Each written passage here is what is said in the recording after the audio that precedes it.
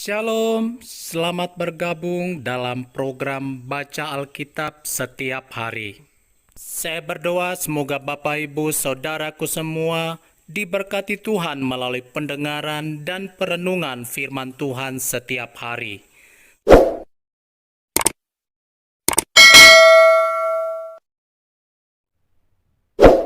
Rut pasal 2. Rut bertemu dengan Boas.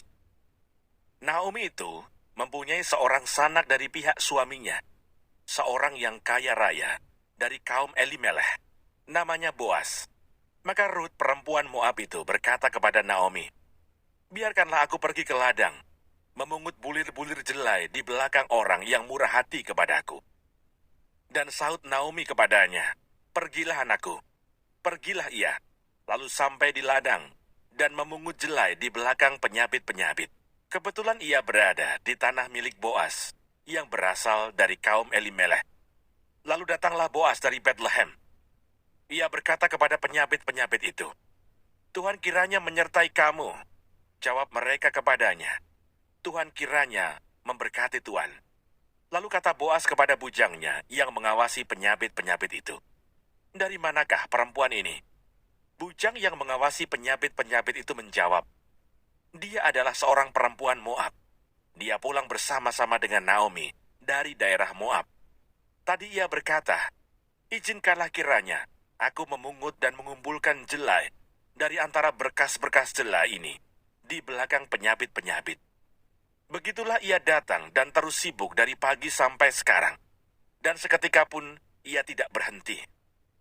Sesudah itu berkatalah Boas kepada Rut, "Dengarlah dahulu anakku, tidak usah engkau pergi memungut jelai ke ladang lain, dan tidak usah juga engkau pergi dari sini, tetapi tetaplah dekat pengerja-pengerjaku perempuan. Lihat saja ke ladang yang sedang disabit orang itu. Ikutilah perempuan-perempuan itu dari belakang, sebab aku telah memesankan kepada pekerja-pengerja lelaki, jangan mengganggu engkau. Jika engkau haus, pergilah ke tempayan-tempayan, dan minumlah air yang dicedok oleh pengerja-pengerja itu."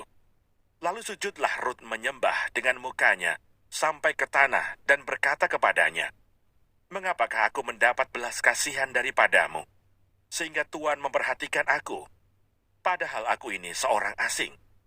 Boas menjawab, "Telah dikabarkan orang kepadaku dengan lengkap segala sesuatu yang engkau lakukan kepada mertuamu sesudah suamimu mati, dan bagaimana engkau meninggalkan ibu bapamu dan tanah kelahiranmu, serta pergi kepada suatu bangsa yang dahulu tidak engkau kenal.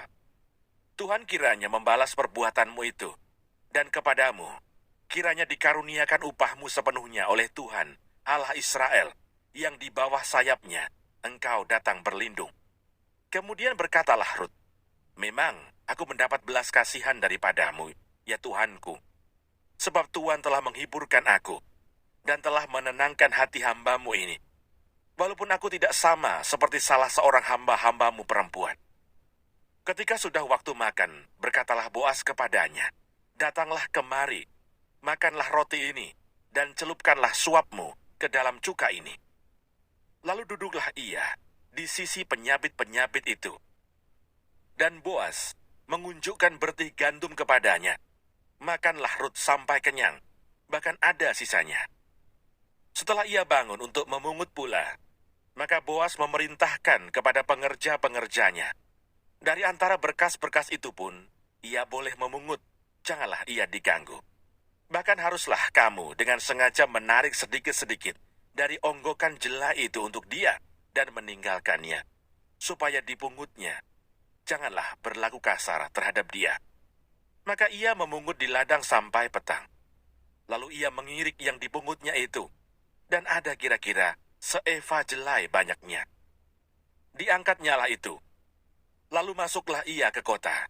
Ketika mertuanya melihat apa yang dipungutnya itu, dan ketika dikeluarkannya dan diberikannya kepada mertuanya, sisa yang ada setelah kenyang itu, maka berkatalah mertuanya kepadanya, "Di mana engkau memungut, dan di mana engkau bekerja hari ini?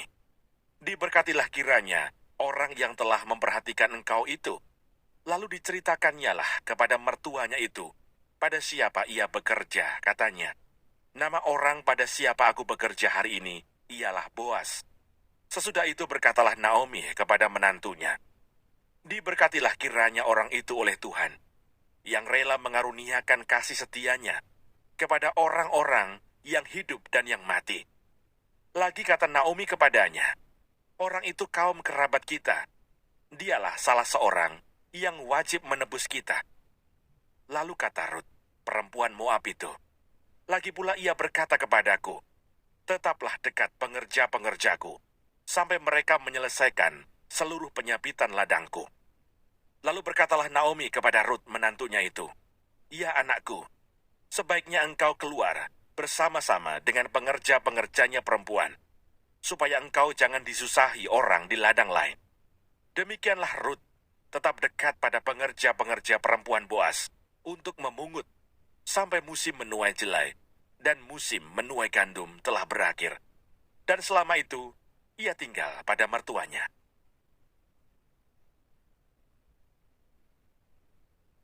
Rut pasal 3.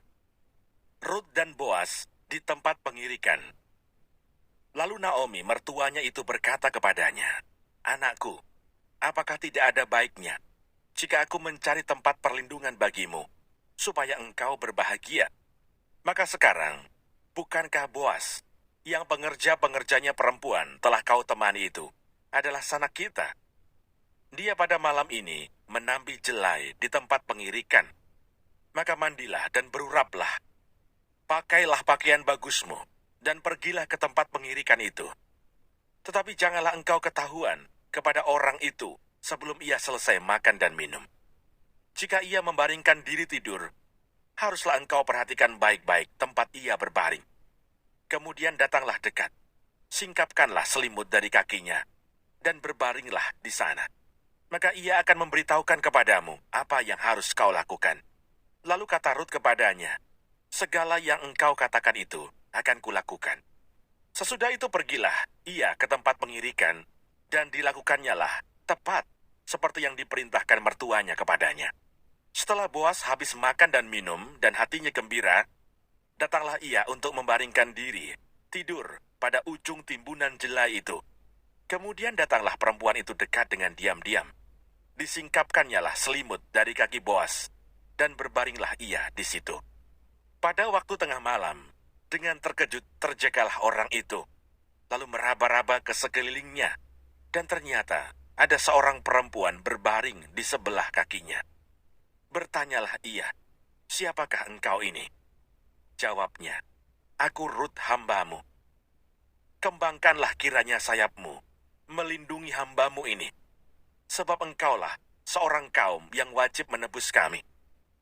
Lalu katanya, "Diberkatilah kiranya engkau oleh Tuhan, ya anakku. Sekarang engkau menunjukkan kasihmu lebih nyata lagi daripada yang pertama kali itu, karena engkau tidak mengejar-ngejar orang-orang muda, baik yang miskin maupun yang kaya. Oleh sebab itu, anakku, janganlah takut. Segala yang kau katakan itu akan kulakukan kepadamu, sebab setiap orang dalam kota kami tahu bahwa engkau seorang perempuan baik-baik. Maka sekarang memang aku seorang kaum yang wajib menebus. Tetapi walaupun demikian masih ada lagi seorang penebus yang lebih dekat daripadaku. Tinggallah di sini malam ini dan besok pagi. Jika ia mau menebus engkau, baik, biarlah ia menebus.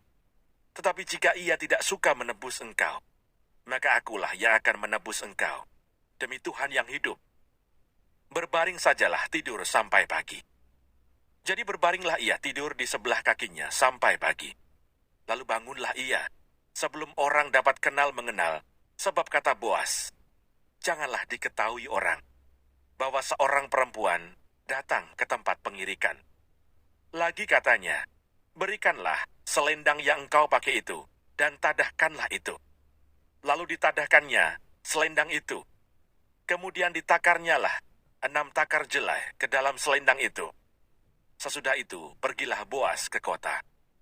Setelah perempuan itu sampai kepada mertuanya, berkatalah mertuanya itu, "Bagaimana anakku?"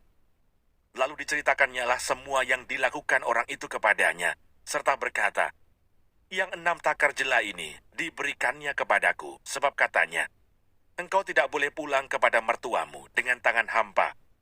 Lalu kata mertuanya itu, duduk sajalah menanti anakku, sampai engkau mengetahui bagaimana kesudahan perkara itu.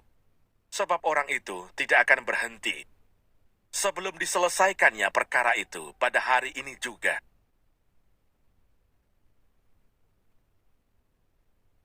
Rut pasal 4. Rut menjadi istri Boas. Boas telah pergi ke pintu gerbang dan duduk di sana. Kebetulan lewatlah penebus yang disebutkan Boas itu. Lalu berkatalah Boas, "Hai saudara, datanglah dahulu kemari, duduklah di sini." Maka datanglah ia, lalu duduk. Kemudian dipilihnyalah 10 orang dari para tua-tua kota itu, dan berkata, "Duduklah kamu di sini." Maka duduklah mereka. Lalu berkatalah ia kepada penebus itu, "Tanah milik kepunyaan saudara kita, Elimeleh, hendak dijual oleh Naomi, yang telah pulang dari daerah Moab. Jadi pikirku, baik juga hal itu kusampaikan kepadamu sebagai berikut. Belilah tanah itu di depan orang-orang yang duduk di sini, dan di depan para tua-tua bangsa kita. Jika engkau mau menebusnya, tebuslah. Tetapi jika engkau tidak mau menebusnya, beritahukanlah kepadaku, supaya aku tahu. Sebab tidak ada orang yang dapat menebusnya, kecuali engkau. Dan sesudah engkau, aku." Lalu berkatalah ia, "Aku akan menebusnya." Tetapi kata Boas, "Pada waktu engkau membeli tanah itu dari tangan Naomi, engkau memperoleh Rut juga, perempuan Moab, istri orang yang telah mati itu, untuk menegakkan nama orang itu di atas milik pusakanya." Lalu berkatalah penebus itu, "Jika demikian, aku ini tidak dapat menebusnya, sebab aku akan merusakkan milik pusakaku sendiri. Aku mengharap engkau menebus apa yang seharusnya aku tebus, sebab aku tidak dapat menebusnya." Beginilah kebiasaan dahulu di Israel dalam hal menebus dan menukar. Setiap kali orang hendak menguatkan sesuatu perkara, maka yang seseorang menanggalkan kasutnya sebelah dan memberikannya kepada yang lain. Demikianlah caranya orang mensahkan perkara di Israel. Lalu penebus itu berkata kepada Boas, "Engkau saja yang membelinya." Dan ditanggalkannyalah kasutnya. Kemudian berkatalah Boas kepada para tua-tua dan kepada semua orang di situ, "Kamulah pada hari ini menjadi saksi bahwa segala milik Elimeleh dan segala milik Kilion dan Mahlon aku beli dari tangan Naomi.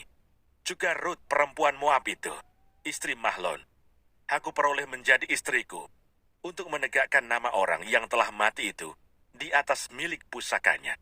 Demikianlah nama orang itu tidak akan lenyap dari antara saudara-saudaranya dan dari antara warga kota. Kamulah pada hari ini menjadi saksi." Dan seluruh orang banyak yang hadir di pintu gerbang dan para tua-tua berkata, "Kamilah menjadi saksi. Tuhan kiranya membuat perempuan yang akan masuk ke rumahmu itu sama seperti Rahel dan Lea, yang keduanya telah membangunkan umat Israel. Biarlah engkau menjadi makmur di Efrata, dan biarlah namamu termasyur di Bethlehem. Keturunanmu kiranya menjadi seperti keturunan Peres yang dilahirkan Tamar bagi Yehuda, oleh karena anak-anak yang akan diberikan Tuhan kepadamu dari perempuan muda ini." Lalu Boas mengambil Rut dan perempuan itu menjadi istrinya, dan dihampirinyalah dia. Maka atas karunia Tuhan, perempuan itu mengandung, lalu melahirkan seorang anak laki-laki. Sebab itu perempuan-perempuan berkata kepada Naomi, "Terpujilah Tuhan yang telah rela menolong engkau pada hari ini dengan seorang penebus. Termasyurlah kiranya nama anak itu di Israel, dan dialah yang akan menyegarkan jiwamu dan memelihara engkau pada waktu rambutmu telah putih. Sebab menantumu yang mengasihi engkau telah melahirkannya, perempuan yang lebih berharga bagimu dari 7 anak laki-laki." Dan Naomi mengambil anak itu, serta meletakkannya pada pangkuannya, dan dialah yang mengasuhnya.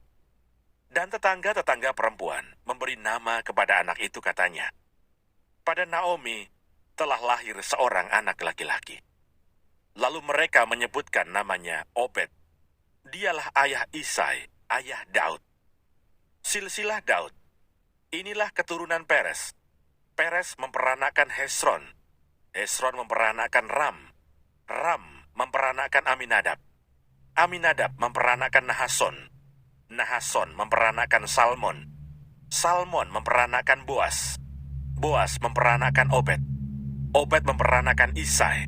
Dan Isai memperanakan Daud.